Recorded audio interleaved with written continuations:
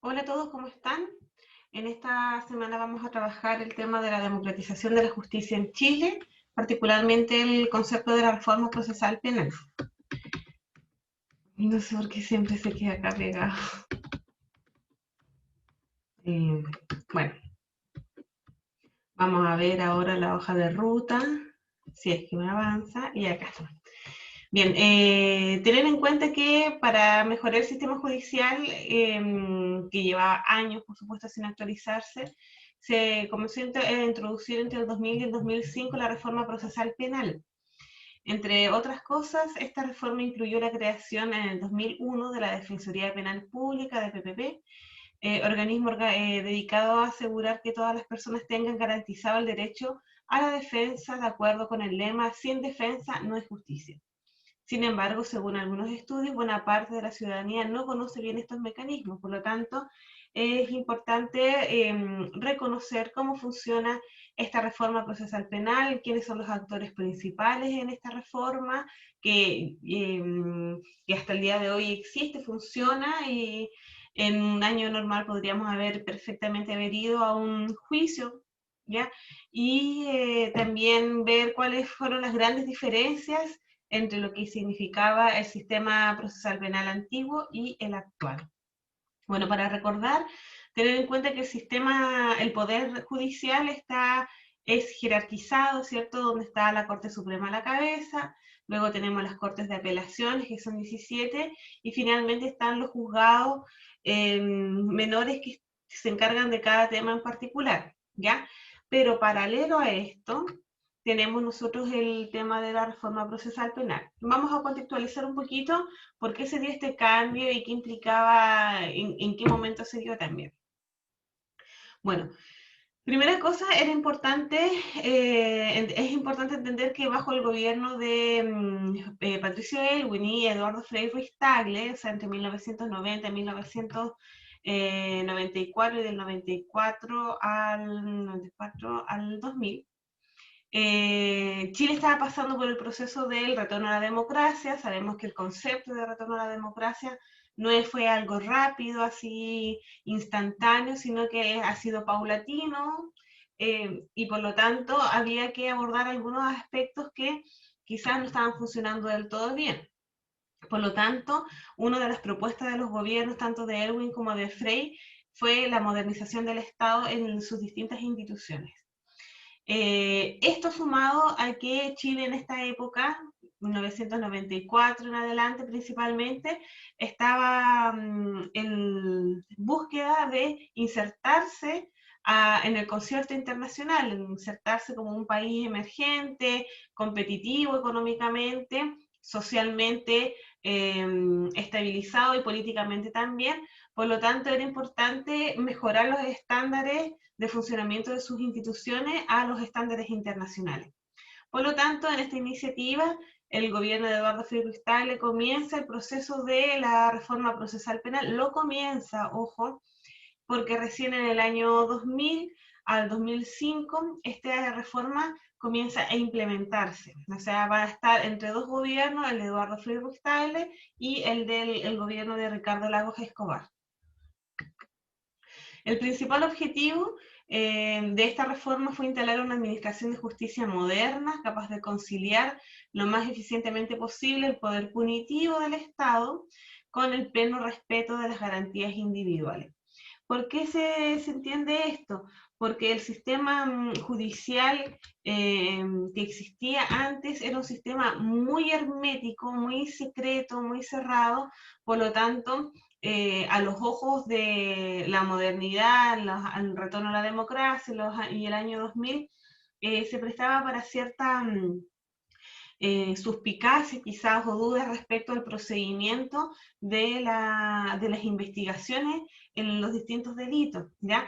Además tenemos que sumar que en este periodo era muy importante y estaba muy fuerte, sobre todo en el gobierno de Erwin, Frei y Ricardo Lagos, el tema de la aclaración de las violaciones de los derechos humanos cometidas durante la dictadura de Augusto Pinochet. Por lo tanto, el informe RET y el informe Valech fueron evidenciando estos delitos y por lo tanto necesitaban que estos delitos fuesen abordados en un sistema judicial operativo, transparente, confiable.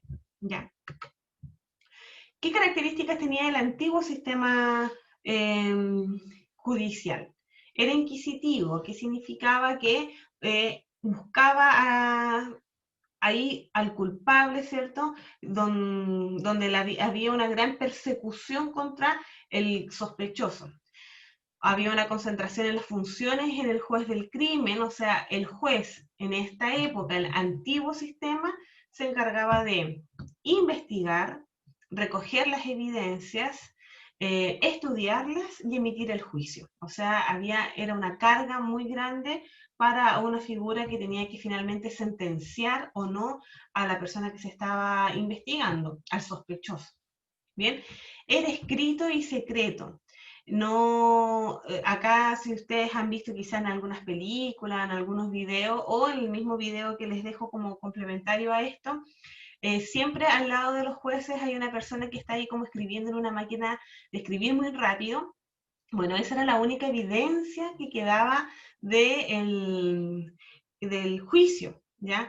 Por lo tanto, no era una evidencia que fuera de fácil acceso, donde todas las personas pudiesen ir, como es hoy día, que vuelvo a insistir, en un escenario normal hubiésemos podido ir perfectamente como curso a presenciar un juicio como oyentes, ¿ya?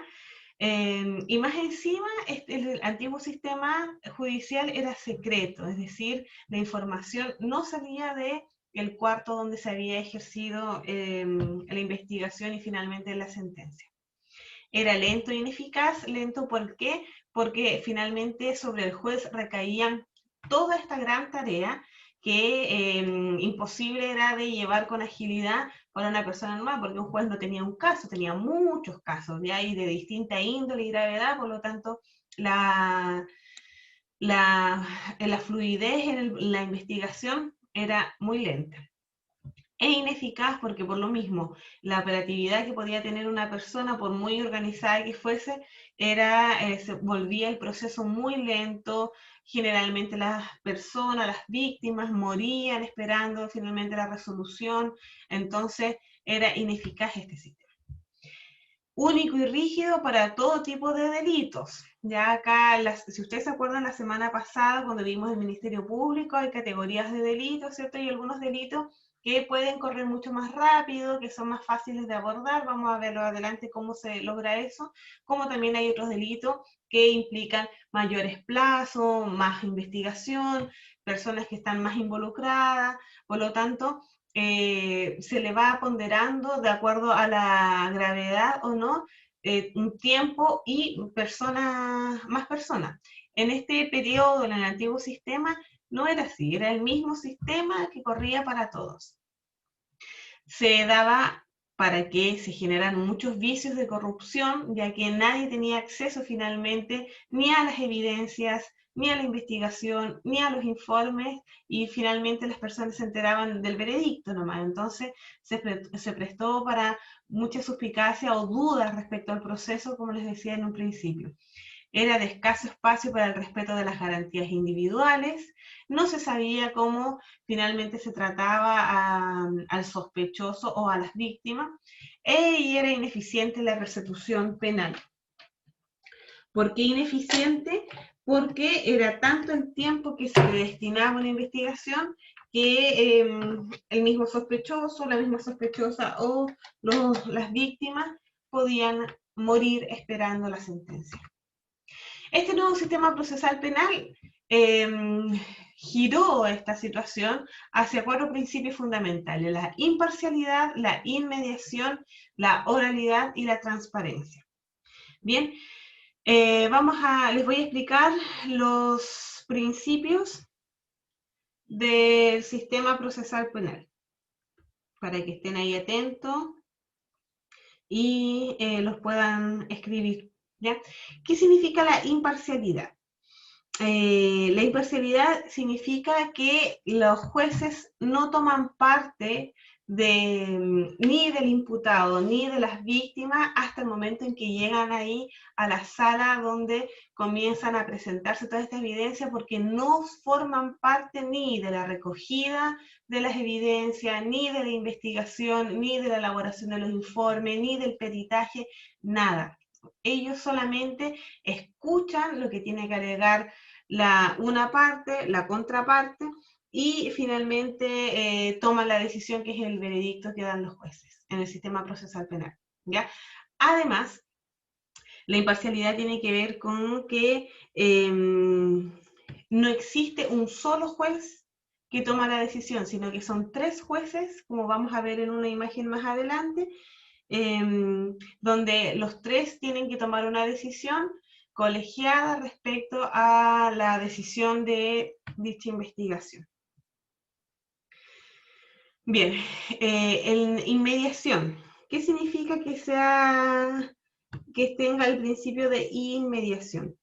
Significa que las partes tienen instancias para ir solucionando sus conflictos o sus diferencias antes de llegar finalmente al juicio final, o donde están todas las partes involucradas. En cuanto a la oralidad, este principio tiene que ver con que el juicio es, todos tienen la posibilidad de exponer sus partes, ¿ya? Se le toma el testimonio a los testigos, también al imputado en este caso, que ahora aparece el concepto de imputado, como lo veíamos la semana pasada, que es aquella persona que está siendo investigada por algún hecho en particular, pero no se le habla ya del acusado o el sospechoso o el culpable. Esos conceptos ya no corren en este nuevo sistema procesal penal. Por eso, como decía acá, se respetan mucho las garantías individuales de todos los involucrados en este proceso. Y en cuanto a la transparencia, bueno, este es uno de los principios quizás también más importantes, porque los juicios son abiertos al público, hasta incluso ustedes probablemente podrán recordar alguno que ha sido televisado, o sea, están las cámaras adentro. Claramente uno como oyente o participante ahí no puede intervenir en el juicio, eso no sé, sí que no se puede, pero sí uno puede ir, y además es grabado, es un registro audiovisual, y además también es un registro escrito. Por lo tanto, el acceso a todo el procedimiento es totalmente abierto a la comunidad, solamente en el sistema procesal penal, ¿ya?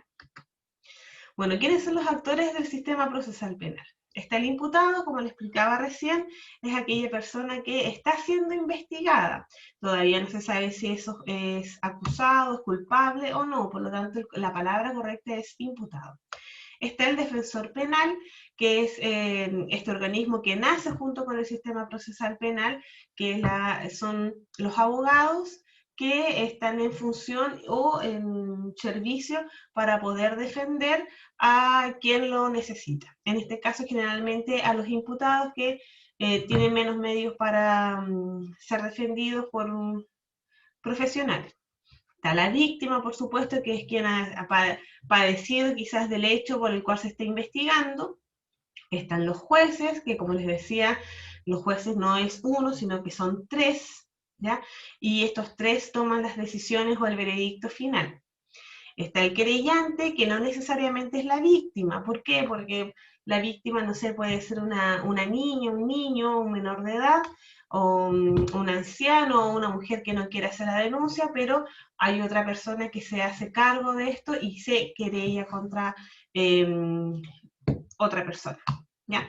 Está el Ministerio Público, que el Ministerio Público lo veíamos la semana pasada, es el que recoge toda la información, busca las evidencias, recoge, se colabora con otros organismos para el peritaje, que es estos informes especialistas que puede generar la PDI, la policía, el servicio médico legal cuando corresponde. Entonces el Ministerio Público arma esta carpeta con todas las evidencias, con todos los informes, y al momento del juicio se las presenta nomás a los jueces.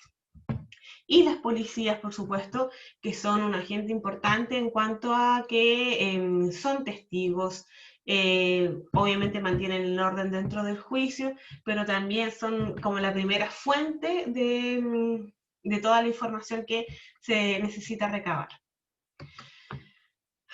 Bueno, ¿cuáles son las funciones de estos nuevos actores? Como les decía recién, el Ministerio Público es este organismo estatal autónomo que no forma parte de ningún poder, forma parte del Poder Judicial y dirige la investigación de los delitos, formaliza la investigación en contra de las determinadas personas y acusa a los presuntos responsables y protege a las víctimas y testigos.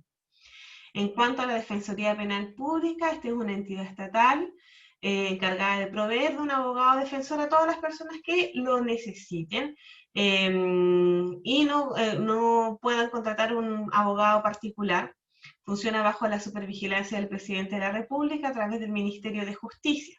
Ya tampoco pertenece directamente al Poder Judicial en sí. ¿Y qué hace un juez de garantía? Y acá aparece como una figura nueva.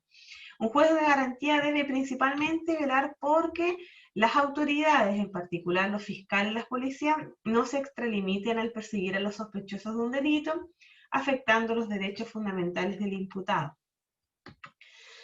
Acá vemos nosotros una imagen, ¿cierto?, típica de un juicio de garantía, no un juicio penal, ¿ya?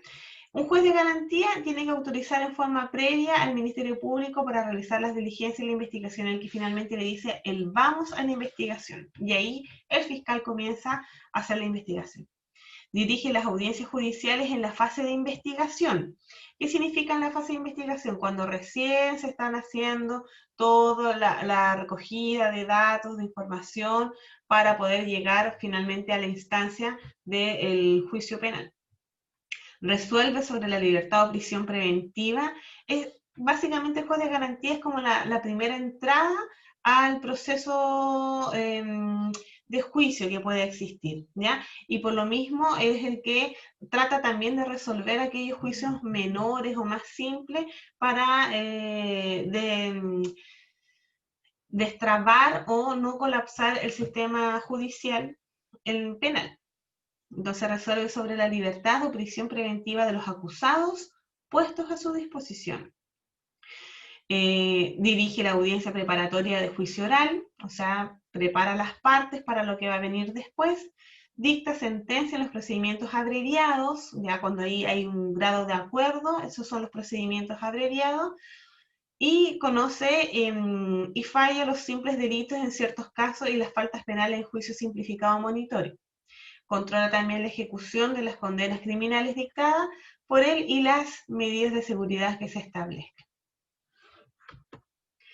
Mientras tanto, que los tribunales de juicio oral en lo penal, si ustedes observan la diferencia acá, entonces, acá tenemos esta persona que va tomando el registro, acá probablemente está el defensor público, con el imputado, quizá acá está el fiscal, y probablemente no es necesario que esté la víctima ahí presente. Acá cambia un poquito el escenario porque se amplían las figuras. Acá está arriba en el estrado los 3 jueces penales, ahí está el testigo probablemente, o el mismo imputado que está haciendo su declaración.